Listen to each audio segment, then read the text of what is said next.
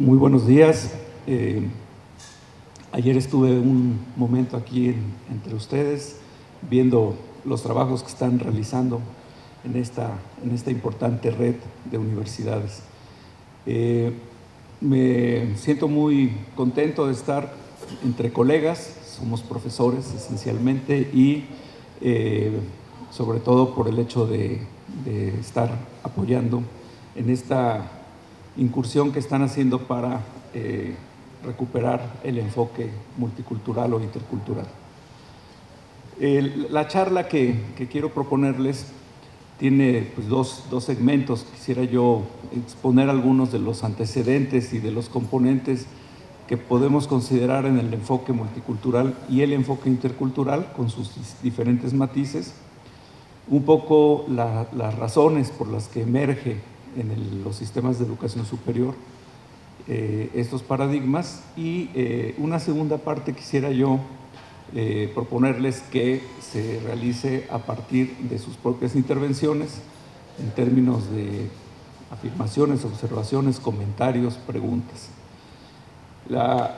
Lo primero que vamos a revisar es la deriva de los distintos componentes, digamos un poquito siguiendo la metáfora de la teoría de placas, de cómo se compone nuestro planeta, la deriva de los continentes y los eventuales choques entre las distintas placas que producen estos accidentes sobre todo pensando aquí en los Andes, que quería llover pero no nos deja el clima, estos accidentes orográficos que son justamente producidos por estos choques. Yo lo veo así, digamos, el tema, porque tenemos distintos componentes. El primero del que quiero hablar es el de las universidades. Las universidades son instituciones que han heredado una serie de tradiciones desde la época del Renacimiento, se convierten en las instituciones para la transmisión del conocimiento, para la construcción de algunas disciplinas por excelencia, sobre todo en el continente europeo.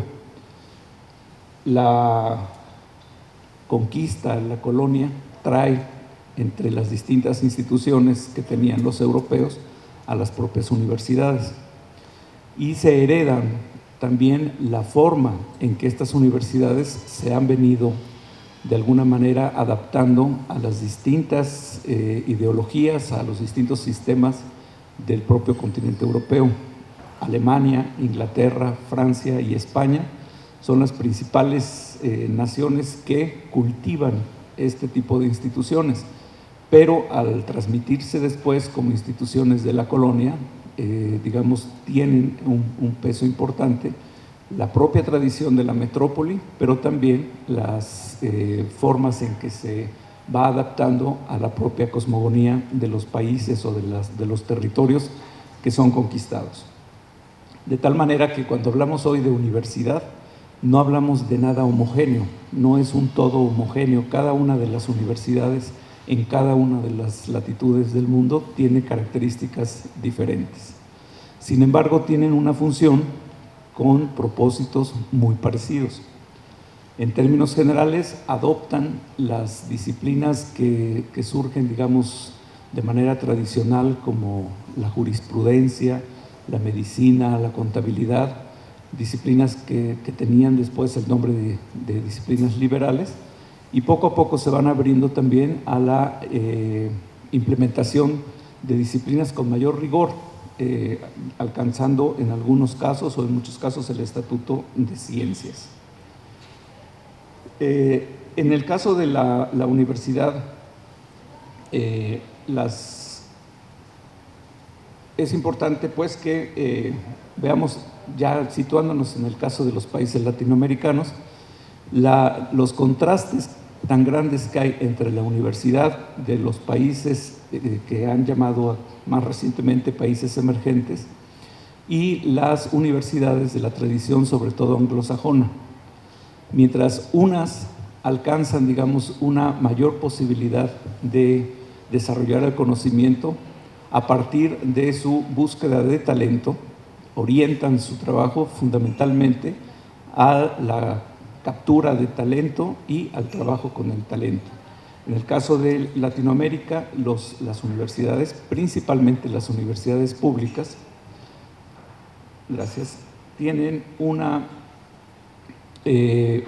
necesidad de trabajar no para el talento, sino para el desarrollo de la sociedad, sociedades que aspiran a crecer, que aspiran a tener un estatuto mayor, y las universidades emplean la mayor parte de su esfuerzo en lograr la movilidad de la sociedad.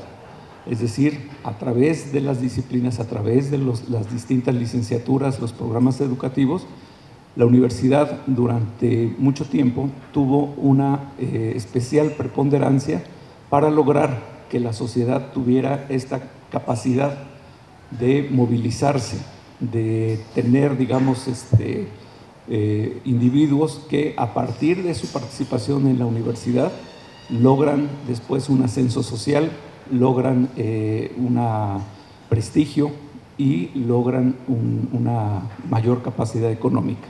Eso ha dejado de suceder, ya después lo analizaremos. Ahora, en el caso de los países que llamamos emergentes, poco a poco se han venido convirtiendo en un puñado de territorios y gobiernos que no alcanzan a trazar un proyecto de futuro como países desarrollados. Es decir, esta fórmula bajo la cual trabajaron los imaginarios de los países latinoamericanos como países en vías de desarrollo, parece que ha terminado. Y ahora, tal como se imaginaban los padres de estas nuevas generaciones o los padres de nuestros padres, ya no es posible pensar que la universidad cumpla con ese papel de movilizador de la sociedad. Parece ser que ahora nuestros países son solamente un soporte material de los grandes países, de los primeros países en términos capitalistas. Nuestros países son exportadores de materia prima, pero a pesar del esfuerzo que se ha desarrollado para hacer de la universidad un proyecto de desarrollo, los países latinoamericanos están en este momento como incapaces para generar la riqueza nacional. Podemos ver con muchísima claridad cómo las distintas élites internacionales, las que regentean el capital, cuentan con élites nacionales que son subsidiarias o se convierten finalmente en subsidiarias, las cuales, a cambio de un puñado de dinero y de acciones en las grandes empresas, cancelan los proyectos de nación para convertirse en territorio de la dependencia tecnológica y la dependencia de conocimiento. Esa es la realidad actual de nuestros países. Y entonces tenemos que repensar cuál es el papel de las universidades, particularmente las públicas. Las privadas tienen una vocación más específica, tienen la, digamos, necesidad de pensarse como empresas y tienen la capacidad, muchas de ellas, como universidades particulares, de formar sus propios cuadros para el funcionamiento de estas empresas nacionales. Por otro lado, además, digamos, de este devenir, en el caso de las instituciones, podemos tomar en consideración lo que ha venido sucediendo también con las propias disciplinas de conocimiento. Los modelos, los paradigmas de conocimiento que han tenido boga en los últimos par de siglos, también tienen sus periodos de desgaste y podemos constatar que las propias disciplinas desarrollan cierta porosidad en sus márgenes, una porosidad en sus límites, y después de muchos años de centrarse en la especificidad, en sus objetos, digamos, reconocidos de estudio y sus estrategias metodológicas para avanzar en la obtención de conocimiento, poco a poco empiezan a debilitarse esos límites y empiezan a ver con interés lo que sucede en otros horizontes, es decir, una disciplina empieza a ser capaz de vislumbrar lo que sucede con una disciplina vecina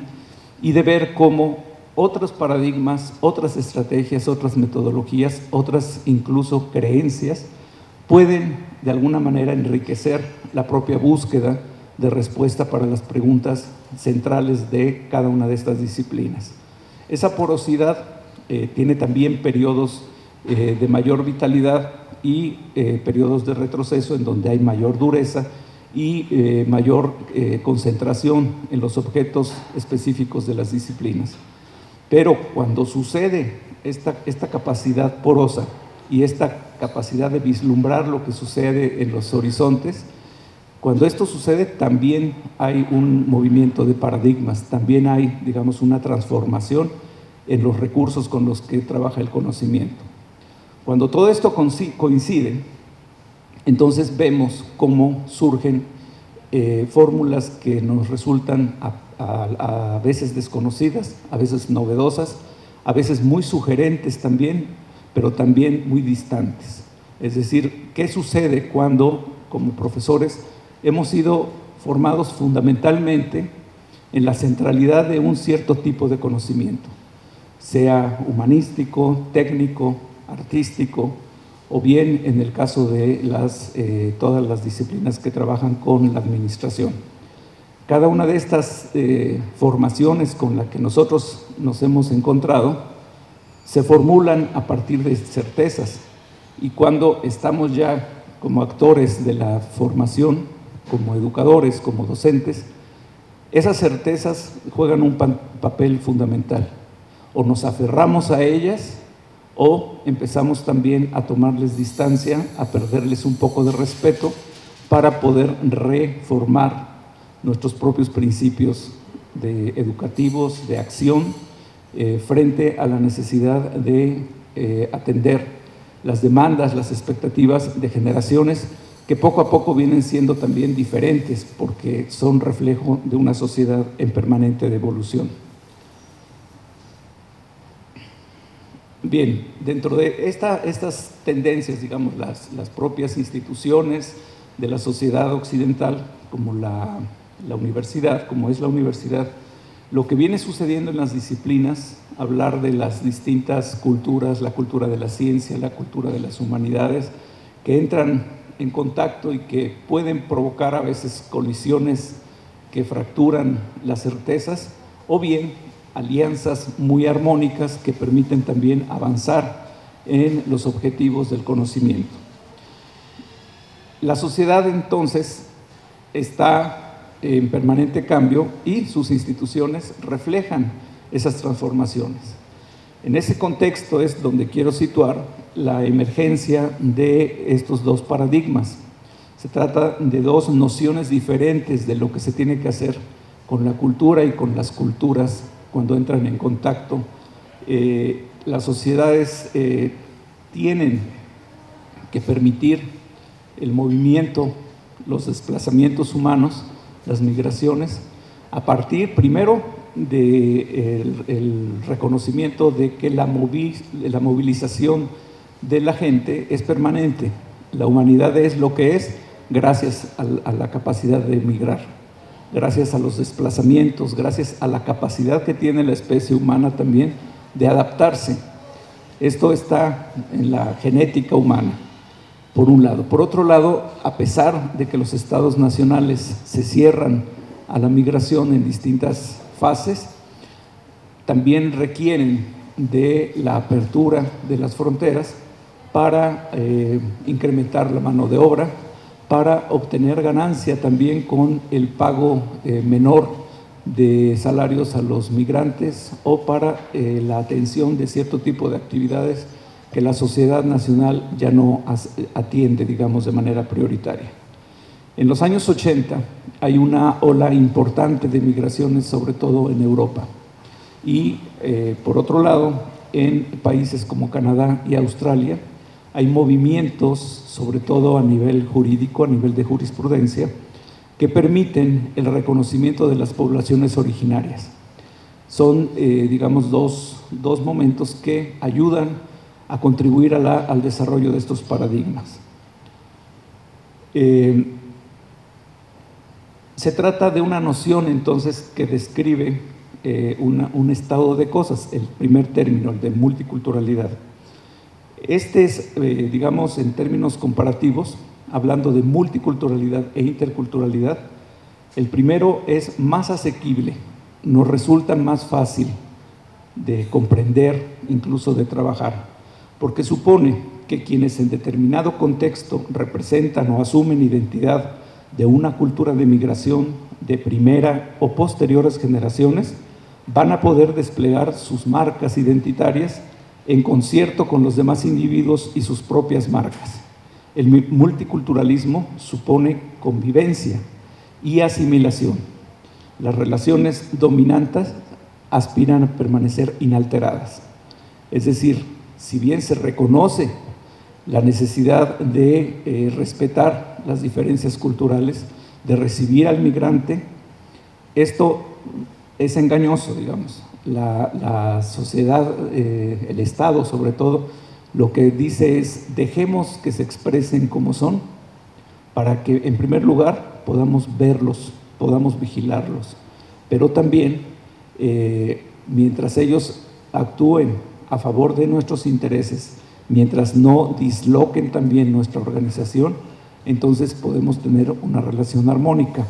Por el otro lado, los migrantes, ante la necesidad de incorporación a sociedades anfitrionas, también despliegan una serie de factores, de rasgos, de marcas identitarias, que por un lado les permite seguir manejando su lengua, quizá costumbres, tradiciones, formas de vestido, etcétera, pero no tanto porque tengan, digamos, el interés de preservarlo, sino porque no les quedó de otra.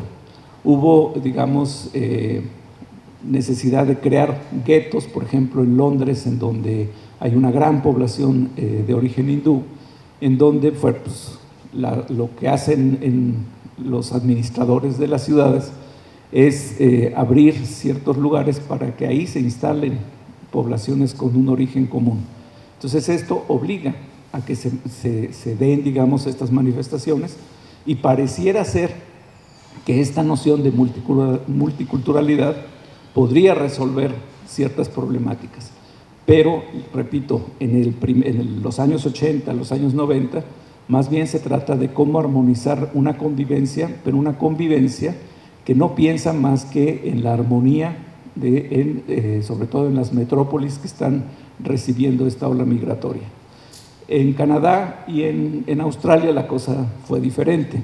Se habla de un multiculturalismo más en términos de los documentos, de las leyes, del reconocimiento del olvido que habían tenido las poblaciones originarias, y en una buena medida hay una recuperación, sobre todo económica, el reconocimiento y una recuperación económica para que esas poblaciones tuvieran de alguna manera condiciones y oportunidades para un desarrollo que se le había negado hasta ese momento.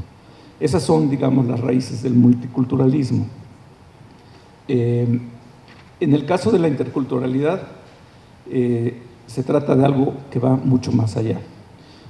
Se trata de una noción más ambiciosa que entraña riesgos, tanto para los individuos en interacción como para las sociedades en donde se enmarca la interacción.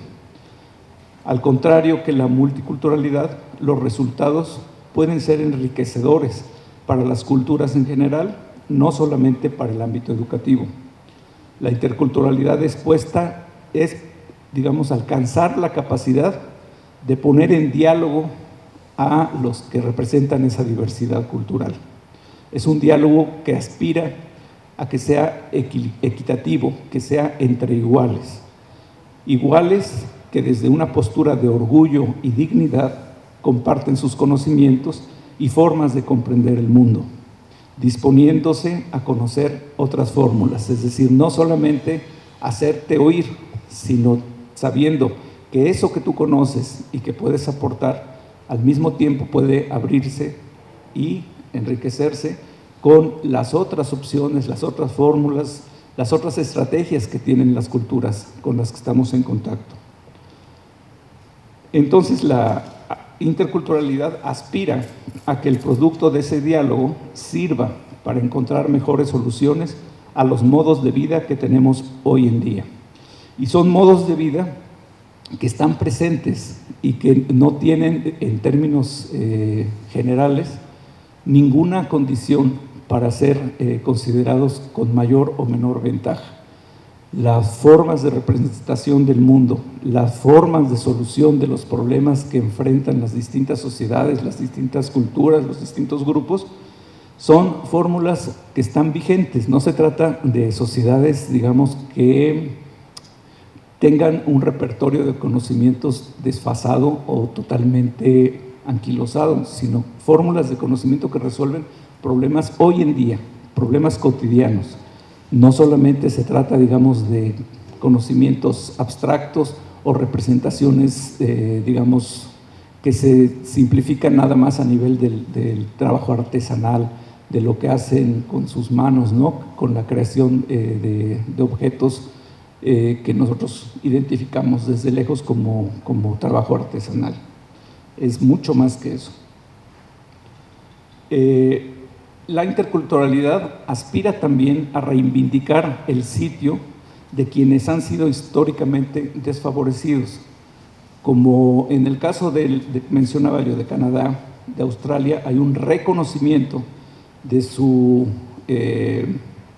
existencia previa a la creación de los estados nacionales. En el caso sobre todo de Latinoamérica, tenemos que ser capaces de reconocer que tenemos una población originaria del territorio americano, pero que con distintos matices, con diferentes resultados, al final se trata de una población que ha sido desfavorecida, que ha sido desatendida. Y la única vía que se ha encontrado en este momento para que recuperen su protagonismo es la vía del empoderamiento, cuyo sentido es el de reconocer las voces y emplearlas para ser escuchados y para hacerse escuchar. Cuando hablamos de la apertura de la educación superior o de la educación en general a esta estrategia de interculturalidad, estamos hablando justamente de esta necesidad de ser capaces de reconocer de qué forma podemos recompensar los siglos que han tenido como población desfavorecida. Lo que conocemos entonces como educación intercultural engloba varias maneras de aproximación, iniciativas contrastantes que van desde las que tienen un carácter comunitario hasta iniciativas que provienen del Estado. Actualmente, cuando hablamos de la educación intercultural en la educación y en la educación superior, podemos entonces reconocer una amplia gama ya de aproximaciones, de intentos, de estrategias. Hay, digamos, una universidad en Oaxaca, en una zona de Oaxaca, que tiene la población Ayuk, que es lo que conocemos desde afuera como mixteco, y una población en particular desarrolló una universidad junto con el apoyo de la Universidad Jesuita Iberoamericana para una universidad en pro de la autonomía indígena.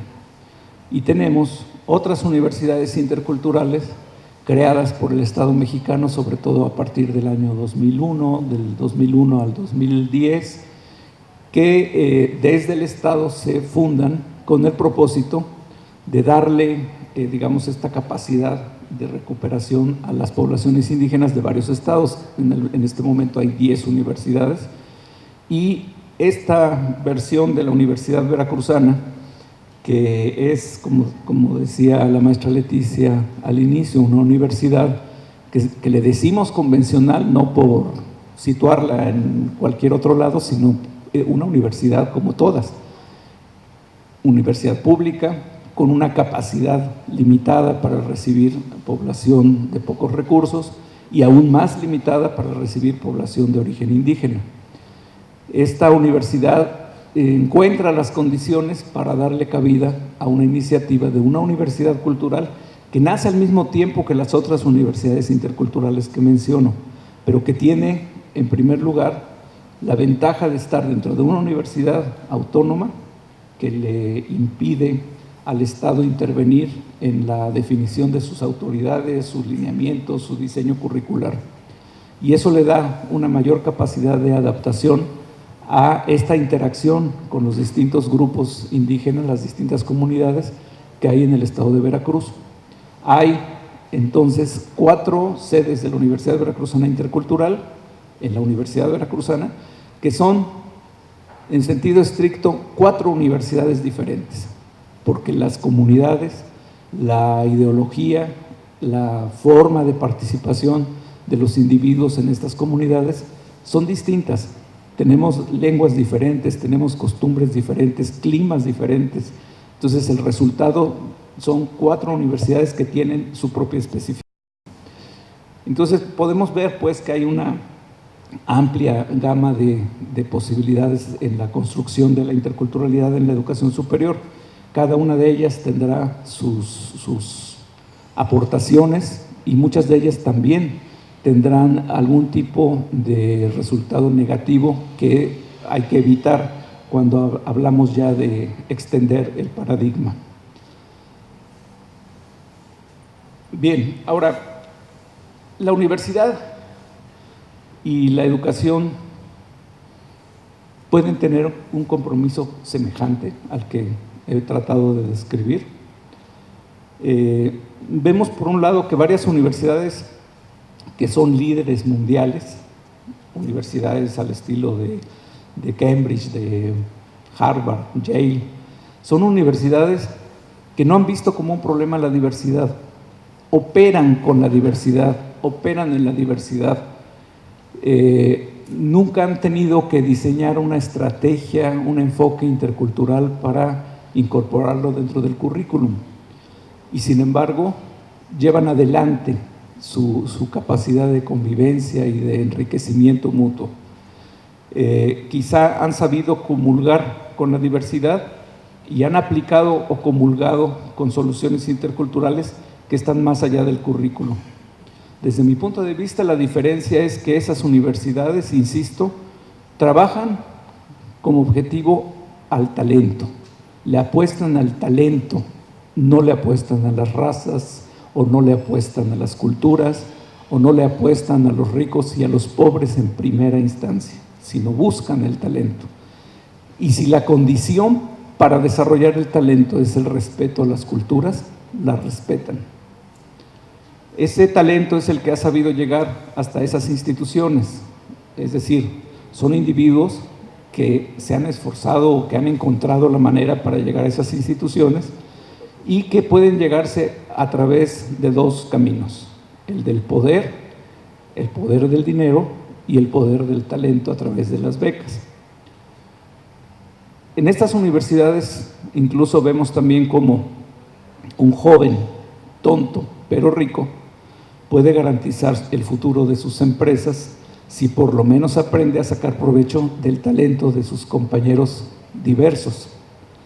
Por ejemplo, es lo que vemos en la película Red Social, o la que habla de cómo surgió el Facebook.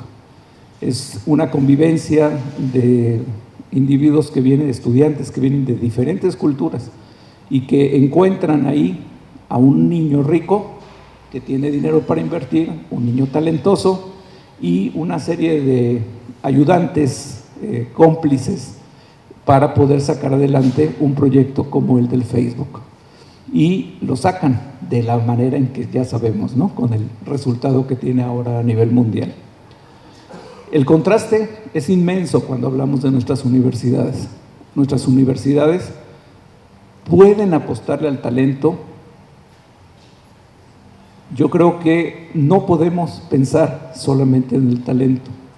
Le apostamos a la necesidad de atención a una juventud que tiene todavía la esperanza de construirse un futuro, y tenemos que apostar a la posibilidad de ofrecer oportunidades a generaciones de jóvenes que son los primeros en sus familias en llegar a una universidad.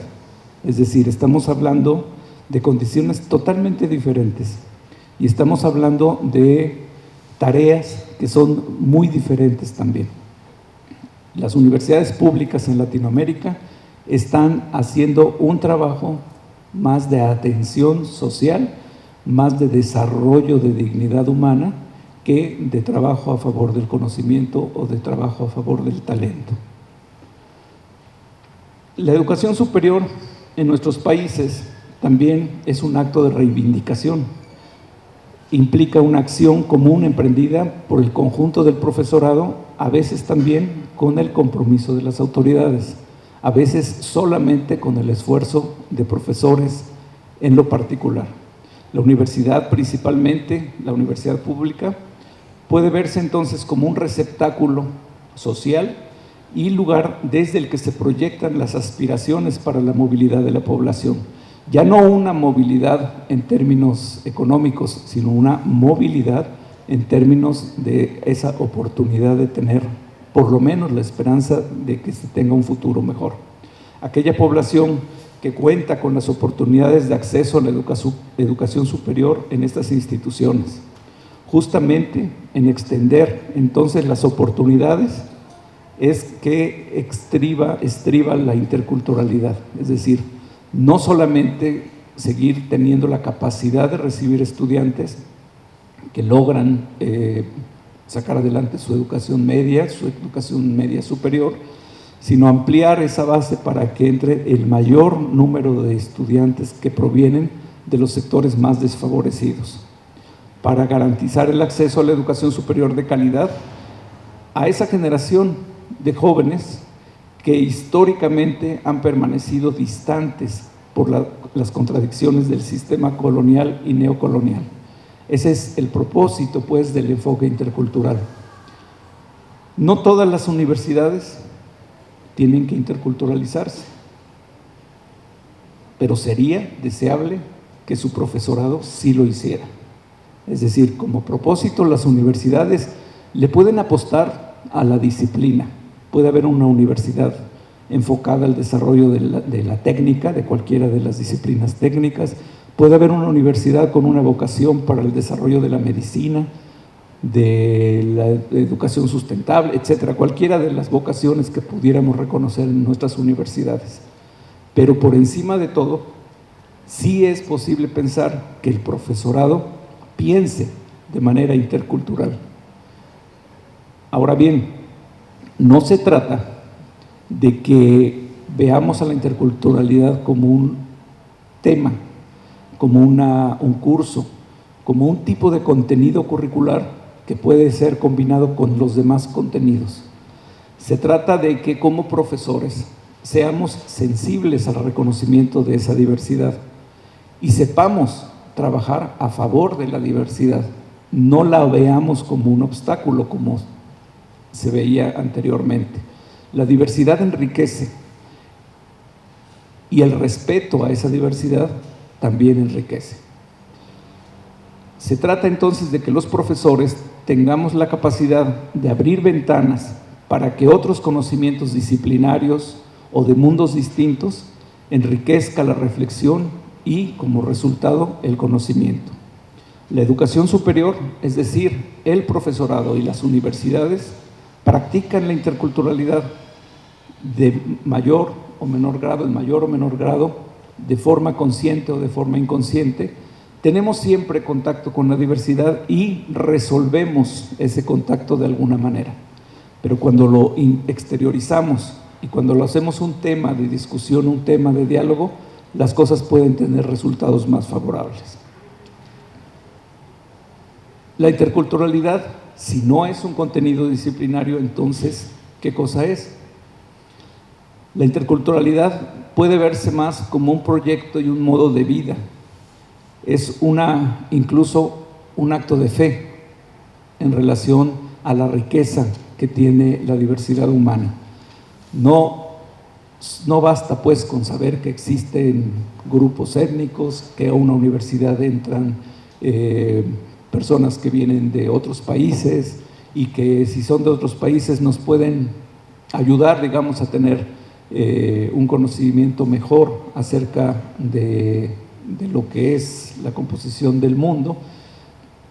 Más allá de eso, la interculturalidad implica que reconozcamos en primer lugar que quienes están frente a nosotros, como estudiantes, son personas que portan un conocimiento, que portan una tradición y que esa tradición funciona como una cápsula en la que han podido preservarse formas de relación con el mundo que en este momento pueden ser incluso la salvación en relación, por ejemplo, al tema del contacto, la relación que tenemos con nuestro entorno. Ahora, lo que hablamos de sustentabilidad, las mejores sociedades que tienen, digamos, las sociedades que tienen la mejor relación con su entorno son las comunidades autóctonas, pues tradicionales, las que mantienen, hasta donde es posible hacerlo hoy en día, no solamente una relación armónica, sino una relación respetuosa con la naturaleza. Y la tradición occidental nos ha llevado a desentendernos de la naturaleza, a verlo siempre como un recurso, pero no como una divinidad, como es el caso de muchas sociedades ancestrales. La naturaleza es diosa y la naturaleza obliga, por ser divina, a respetarla. Eso lo desconocemos desde el conocimiento occidental. La naturaleza está para servirnos de ella y para arrojar aquello que nos sobra en el consumo cotidiano. Esa sola fórmula pues ya nos abre una posibilidad para poder identificar que muchos de nuestros estudiantes tienen un conocimiento que puede ser favorable para la relación con nuestro mundo y sin embargo lo negamos. Seguimos pensando que llegaron solo a aprender, solo a reproducir nuestros conocimientos y poco aprendemos nosotros de ellos, por ejemplo. ¿En dónde puede entonces radicar la clave si queremos abrirnos a la interculturalidad? Si no es cosa de un diseño curricular, entonces, ¿por dónde le entramos? Es cosa de una actualización en la formación de los docentes en términos de conocimiento, más seminarios, más capacitaciones, más qué. ¿Cuesta? ¿Cuánto cuesta? ¿Es dinero lo que está en juego para poder invertirlo, para tener un enfoque intercultural? No. La educación intercultural no cuesta. Lo único que se tiene que trabajar son las actitudes, la manera en que nosotros nos plantamos en nuestras instituciones, el redescubrimiento de nuestro propio origen, la aceptación de que también nosotros tenemos tradición y tenemos conocimiento ancestral y tenemos una serie de marcas que nos han transmitido a través de las familias que sirven para la convivencia, que son útiles para el día a día y para sacar adelante a las familias, sacar adelante a los estudiantes, etcétera, pero no las reconocemos. Son marcas que están ahí en términos de valores, en términos de creencias y están operando también. No trabajamos los docentes solamente a partir de lo que aprendimos en nuestras disciplinas, también operamos a partir de ese conocimiento. Entonces lo que tenemos que hacer es, volviéndonos a dar la oportunidad de reconocernos como sujetos. Para ser capaces de abrirnos al diálogo, necesitamos saber quién somos. Y en buena medida es algo que no hemos hecho o que dejamos de hacer. No sabemos quiénes somos.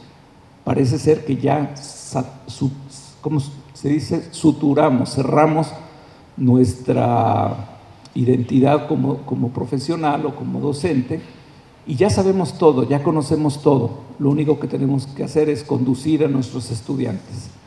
Y no, ustedes lo estaban discutiendo ayer, lo estaban comentando ayer, hay otras cosas que están en el día a día, que están operando en nuestra subjetividad y entre esas cosas está también nuestra propia diversidad cultural. El reconocimiento, la aceptación de lo que somos como individuos es el primer paso. Y enseguida es abrirnos al diálogo con los demás, empezando con nuestros propios colegas en términos generales, porque muchas veces ni siquiera de eso somos capaces, de mantener, digamos, una relación abierta, comunicada, con los colegas profesores. Interculturalizar a partir entonces de esta modificación de actitudes, tiene que ser una decisión para operar ahí donde se haga necesario por uno o varios acontecimientos. A ver, si la interculturalidad no es un conocimiento, no es una parte del componente curricular, si la interculturalidad tiene que ver más con nuestras actitudes, podemos operar entonces de manera uniforme, de manera, digamos, siguiendo una misma lógica en todas nuestras instituciones. No, la interculturalidad es contextual. En primer lugar, tenemos que saber dónde estamos parados, frente a qué tipo de estudiantes estamos, de dónde vienen, en dónde estamos, para qué sociedad estamos trabajando. Y tenemos que reconocer los acontecimientos en términos de lo que el autor Zizek nos formula en un libro que se llama así, Acontecimiento. Nada, absolutamente nada se mueve si no sucede algo, si no hay un evento exterior que contribuye a movilizar la subjetividad y a movilizarse en términos de acción favorable para algo. Ese acontecimiento, ese evento es, por ejemplo, en el caso de México, el resultado del levantamiento zapatista. Los indígenas estaban ahí, 500 años, más de 500 años estando ahí, y es un evento de este tipo el que moviliza la conciencia social, el que moviliza de alguna manera al propio Estado para poder intentar hacer algo, bien, mal, regular, pero lo intenta. Este tipo de acontecimiento es el que nosotros como profesores tenemos que aprender a leer de la realidad. ¿Qué sucede en nuestro entorno que favorezca el diálogo intercultural? No es conocimiento, no es un libro, no es un documento que permita decir, a ver, chavos, vamos a trabajar la interculturalidad, a ver, contesten y se acabó. No, es la forma de vida que tenemos como instituciones y saber leer la realidad que nos rodea, la política, el arte, los movimientos de los propios jóvenes en términos de la expresión de lo que ellos son, de lo que ellos aspiran con su música, con su baile, etcétera. Todo ello es lo que está enfrente de nosotros y que puede dar como resultado que la interculturalidad opere a favor de la convivencia, opere a favor de la dignidad de nuestros distintos componentes de la sociedad, pero siempre sabiendo leer esa realidad, sabiendo ligar este tipo de reflexión a un evento que permita entonces que tenga sentido para todos. Si no, lo que vamos a hacer es cosificarlo, convertirlo en un conocimiento árido, en un conocimiento incluso aburrido, que a nadie le va a interesar, empezando por nosotros mismos. Mi petición sería, pongamos atención, no se trata de interculturalizar si no sabemos para qué. No se trata de interculturalizar si no sabemos por qué, si no sabemos con quiénes y en dónde estamos parados. En ese sentido, mejor sigamos haciendo buenas universidades en torno a las disciplinas. Si suponen que esto de la multi y la interculturalidad solo es un contenido o una moda pasajera. Pasará lo mismo que ha pasado entonces con la introducción de otras nociones, otros paradigmas como la flexibilidad, las habilidades de pensamiento y tantos otros esfuerzos de innovación. Los demás profesores también se van a encargar de normalizar las cosas, es decir, de acuerdo a su creencia, a la centralidad del saber de las disciplinas. El esfuerzo aislado del trabajo a favor de la diversidad, igual que se hace el trabajo a favor de la flexibilidad o de la integralidad, si se hace de forma aislada, después va a ser borrado por los profesores que están situados en la centralidad del conocimiento de las disciplinas. Lo mucho o poco que tenemos como países en América Latina lo construimos sobre las espaldas y las caderas de los indígenas. Ellos cargaron sobre pies descalzos la construcción de un camino al futuro y no les fue permitido ir junto a nosotros, a los mestizos o a las élites sin mestizaje.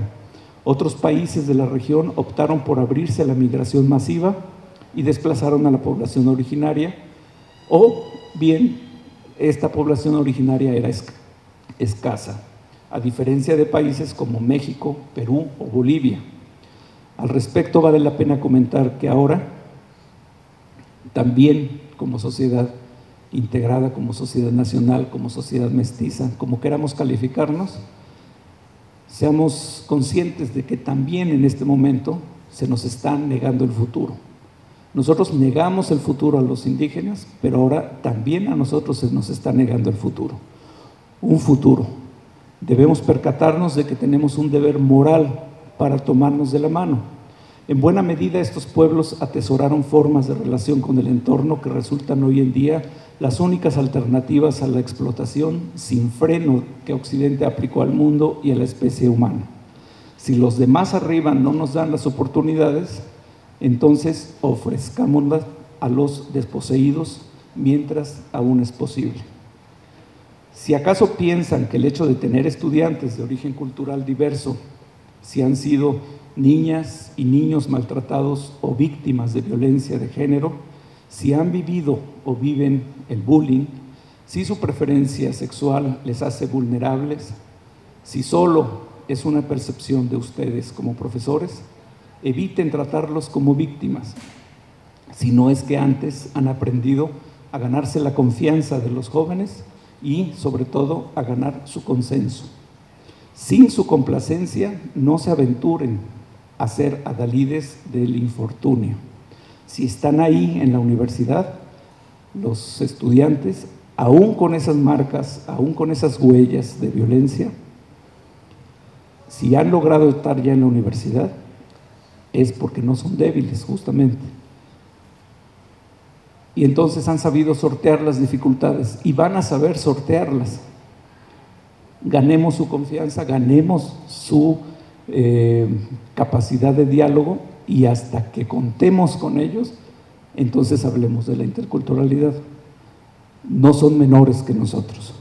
Sí, la interculturalidad, no la multiculturalidad solamente, sino la interculturalidad, para que tengan la oportunidad, para que dignifiquen su historia, para que se empoderen si así lo desean.